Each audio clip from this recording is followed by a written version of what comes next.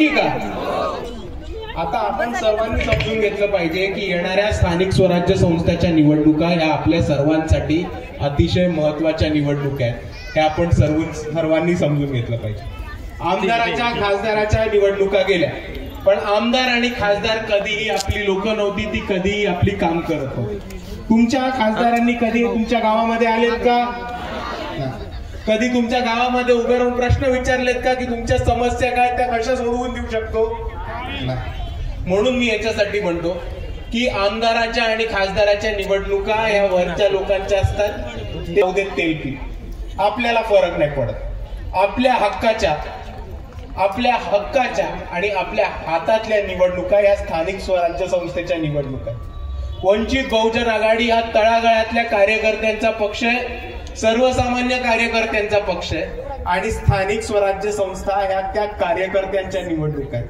म्हणून मी आपल्या सर्वांना एवढीच विनंती करतो की ह्या येणाऱ्या निवडणुकीमध्ये आपण आपलं मत हे वंचित बहुजन आघाडीच्या कार्यकर्त्यांच्या मागे उभं करा आणि जास्तीत जास्त मतांनी वंचित बहुजन आघाडीच्या कार्यकर्त्यांना विजयी करा, अशी मी आपल्या सर्वांना विनंती करतो. पण हेच बोलत असताना मित्रांनो, आपण सर्वांनी समजून घेतलं पाहिजे की आमदार खासदारीवरची लोक आहेत. आपल्या इकडे नगरसेवक, पंचायत समिती सदस्य, जिल्हा आपली हक्काची लोक असतात आणि आपल्या गावामधल्या, आपल्या वॉर्डामधली, तसेच आपल्या गणामधली आणि आपल्या गटामधली जे समस्या असतात, जे मुद्दे असतात, ते सोडवून देणारे आपले स्थानिक स्वराज्य संस्थेचे निवडून आलेले मेंबर्स असतात. आणि आपल्याकडे समस्या भरपूर आहेत. पिण्याच्या पाण्याची समस्या आहे, इरिगेशनची समस्या आहे, सिंचनची समस्या आहे.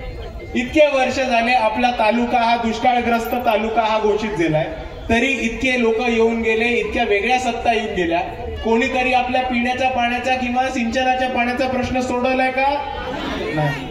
अजूनही प्रश्न तसाच आहे. बरं, तुम्ही 2025 ची परिस्थिती बघून घ्या. 2025 मध्ये एवढा मोठ्या प्रमाणामध्ये पाऊस होतो या महाराष्ट्रामध्ये, 14 जिल्हे पाण्याखाली जातात, तरी आपल्या वसमतमध्ये पाण्याच्या नावावरती ठणठण गोपाल हीच परिस्थिती आपल्याला दिसते. आणि ह्याच्यासाठी कारणीभूत आहे तिकडचे सत्ताधारी. आणि जर आपल्याला ही परिस्थिती बदलायची असेल तर आपल्या सर्वांसमोर एकच उपाय, तो म्हणजे या सत्ताधाऱ्यांना हकला सत्तेमधनं आणि आपल्या हक्काची वंचित बहुजन आघाडीची लोक ही सत्तेमध्ये बसवा. समस्या भरपूर आहेत.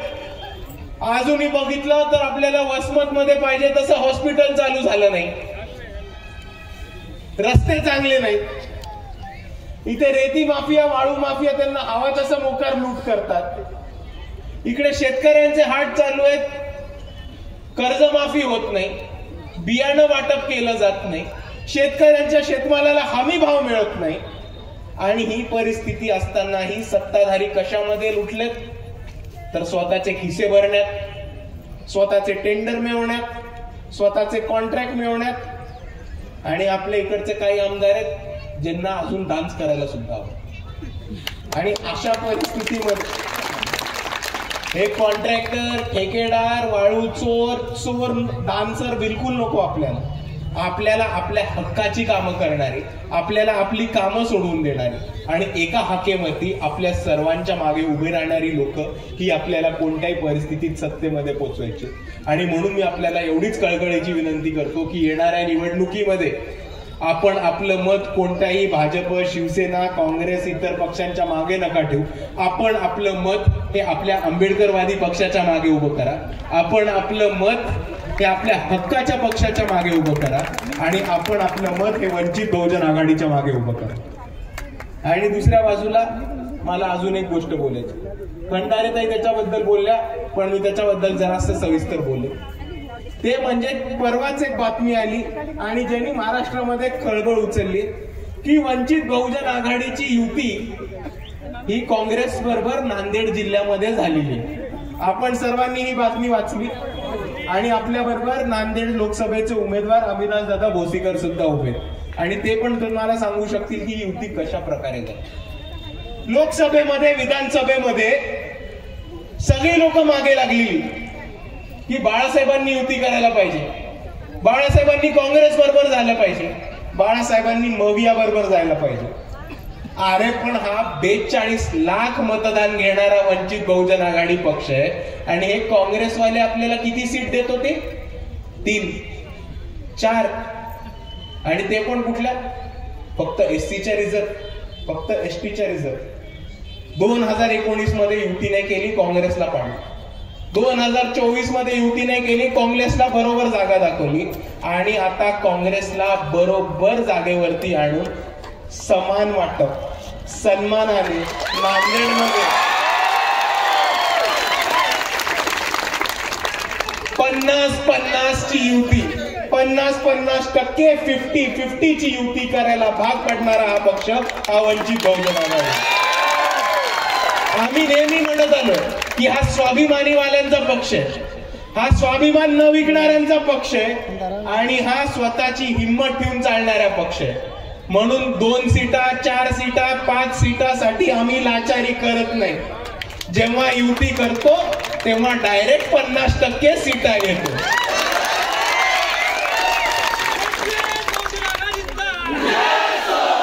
आणि दुसऱ्या मी आपल्याला हेही सांगू इच्छितो की नांदेडमध्ये ज्या धर्तीवरती युती झाली त्याच धर्तीवरती इतर ठिकाणी सुद्धा युती होणार आहे आणि त्या युतीची घोषणा लवकरच आपल्यापर्यंत येईल. पण मी परत एकदा एकच गोष्ट म्हणतो की वंचित बहुजन आघाडी हा तळागाळातल्या कार्यकर्त्यांचा पक्ष.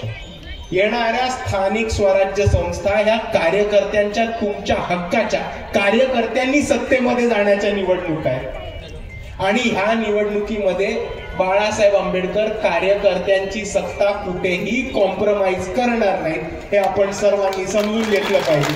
आणि इतर ठिकाणीही जर युती झाली तर ती सन्मानपूर्वक स्वाभिमानाने 50-50 चीच युती ही आपण सर्वांनी लक्षात ठेवलं पाहिजे. आणि हेच बोलत असताना मला काँग्रेस आणि मवियाच्या लोकांना काही गोष्टी सांगायच्या की आताच बिहारचा निकाल आला. बिहारमध्ये भाजप निवडणूक आयोग ईव्हीएम यांचं एक महागठबंधन होतं, त्या महागठबंधनाने विजय मिळवला. पण तिकडे एक मोठी घोळचूक काँग्रेसने केली. काँग्रेसची बिहारमध्ये ताकद नसताना, काँग्रेसची बिहारमध्ये कुठलेही लिडरशिप नसताना, काँग्रेसचे बिहार मोठे चेहरे नसताना त्यांनी आरजेडीशी फुकटचा वाद घालून बऱ्याचशा सीटा मागून घेतल्या आणि त्या सीटांवरती आरजेडी पेक्षा काँग्रेसचा खूप वाईट परफॉर्मन्स झाल्यामुळे बिहारमध्ये आरजेडी आणि काँग्रेसला पराभवासमोर जायला लागणे ही सुद्धा वस्तुस्थिती आपण समजून घेतला पाहिजे. आता मला काँग्रेसवाल्यांना एकच गोष्ट सांगायची की तुम्ही बिग ब्रदरच्या भूमिकेतनं जरा बाहेर या. तुम्ही ज्या ठिकाणी बिग ब्रदरच्या भूमिकेत जाता त्या बिग ब्रदरच्या भूमिकेमध्ये जाणं जरासं थांबवा. आम्ही तुम्हाला ब्रदर मानू आणि आम्ही तुम्हाला ब्रदर मानून तुमच्याशी युती सुद्धा करू, पण तुम्ही आज बिग राहिलेले नाहीत हे काँग्रेसने समजून घेतलेलं पाहिजे. आणि म्हणून मी परत म्हणतो, स्थानिक स्वराज्य संस्थेमध्ये वंचित बहुजन आघाडी युती करायला तयार आहे. जिथे वंचित बहुजन आघाडीचा सन्मान ठेवला जाईल, जिथे वंचित बहुजन आघाडीचा स्वाभिमान राखला जाईल आणि जिथे आम्हाला सन्मानपूर्वक युती आणि आमच्या कार्यकर्त्यांना बरोबर ज्या सीटा मिळतील तिथे वंचित बहुजन आघाडी नक्कीच युतीमध्ये जाईल. आणि आता वेळ आलेली एकत्र यायची. आता वेळ आली एकत्र येऊन काँग्रेसनी, वंचित बहुजन आघाडीनी आणि भाजप इतर जितके पण विरोधी पक्ष आहेत त्यांनी एकत्र येऊन लढायची वेळ आली.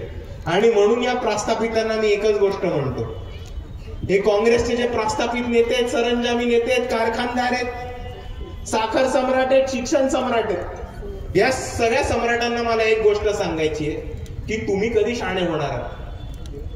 काँग्रेसच्या खालच्या लिडरशिपनी, काँग्रेसच्या जिल्ह्याच्या लिडरशिपनी, शहराच्या लिडरशिपनी आणि तसंच तालुक्याच्या लिडरशिपनी शहाणपण दाखवून वंचित बहुजन आघाडीशी ठिकठिकाणी युती करायचा महत्वपूर्ण निर्णय घेतलेला आहे.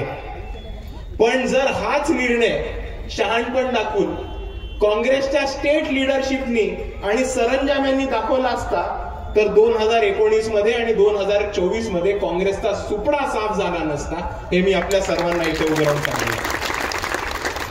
आणि तेच बोलत असताना मित्रांनो, मला आपल्याला एकच गोष्ट सांगायची जाण्यापूर्वी, की वंचित बहुजन आघाडी हा लढणाऱ्यांचा पक्ष.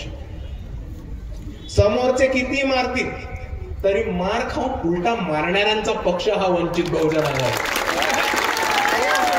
आणि आम्ही लढत राहू. काँग्रेस आली, राष्ट्रवादी आली, उबाटा आले, नाही आले, घंटा फरक नाही पडत, आपण लढत राहू. कारण हा चळवळीचा पक्ष आहे, हा आंबेडकरवादाचा पक्ष आहे, हा दलितांचा पक्ष आहे, मुसलमानांचा पक्ष आहे, बहुजनांचा पक्ष आहे, बौद्धांचा पक्ष आहे, आणि खास करून हा लढणाऱ्यांचा, लढवय्यांचा पक्ष आहे. म्हणून समोर कोणतीही परिस्थिती येऊ द्या, समोर कोणतीही कठीणाई येऊ द्या, हे तुफानातले दिवे विझत नसतात, ते आपण. आणि तुम्हाला प्रसंग देऊन सांगतो, RSSच्या विरोधात जर कोणी पहिला मोर्चा काढला असेल या भारतात, तर तो वंचित बहुजन आघाडीने काढला. औरंगाबाद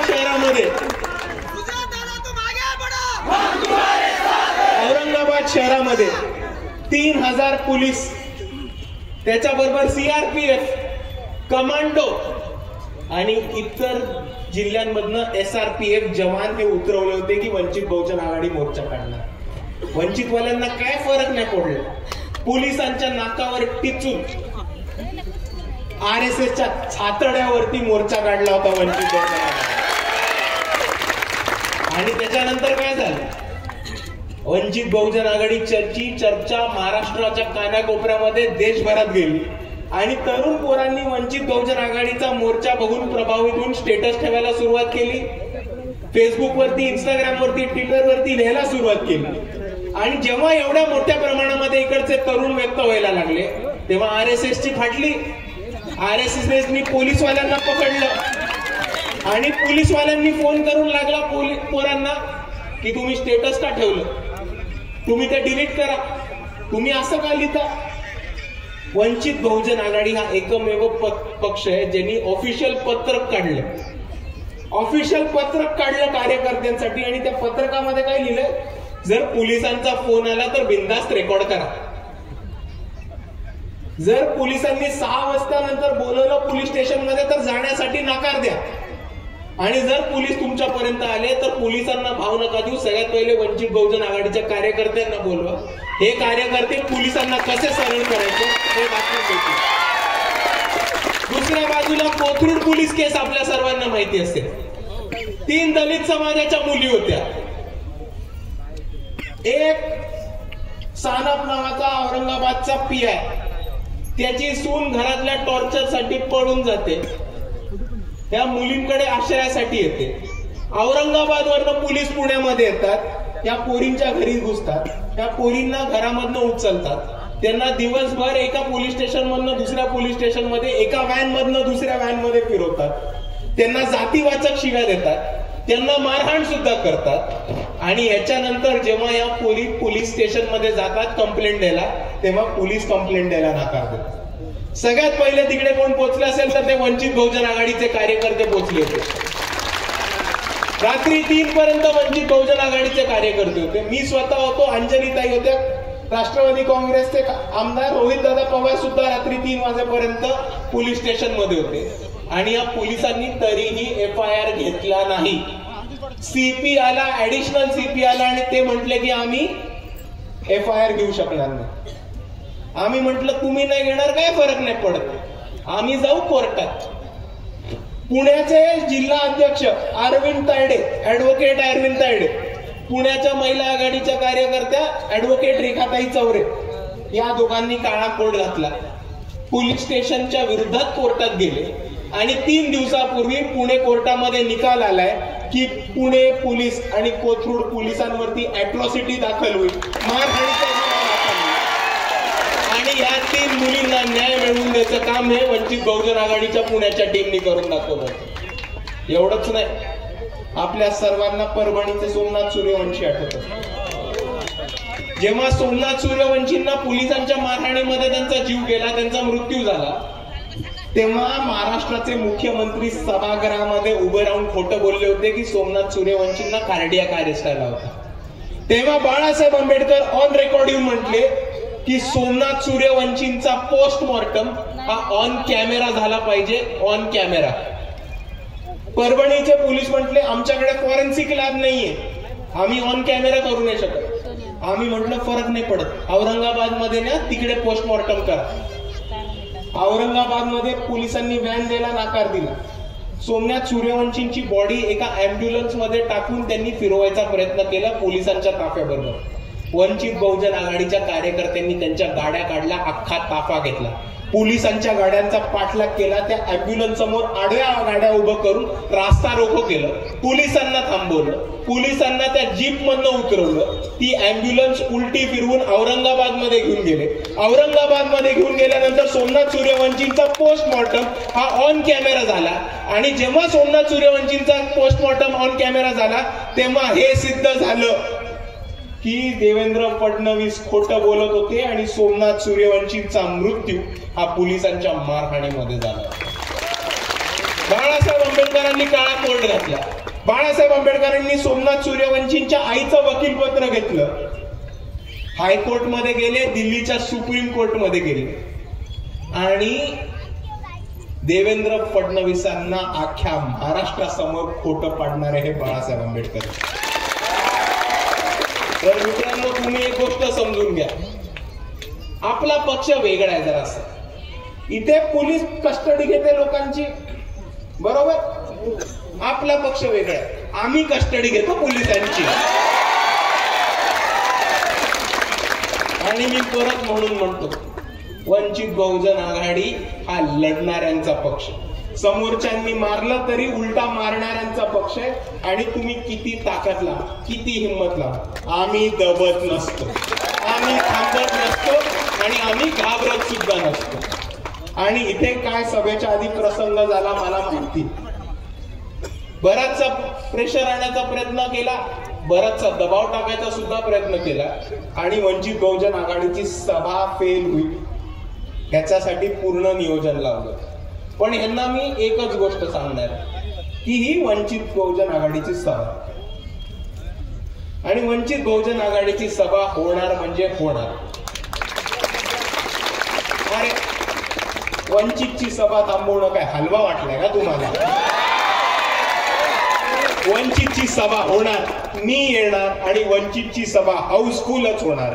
आणि ज्या पद्धतीने आज ही सभा हाऊसफुल केली जाते, ज्या पद्धतीने आज ही गर्दी उतरून दाखवली आणि ज्या पद्धतीने आज आपण सर्व इकडे ताकदीने उभे आहात, त्याच पद्धतीने पुढील सगळ्या निवडणुकांना जाऊ, वसमत मध्ये वंचितचा झेंडा नक्कीच फडकवू, एवढं म्हणून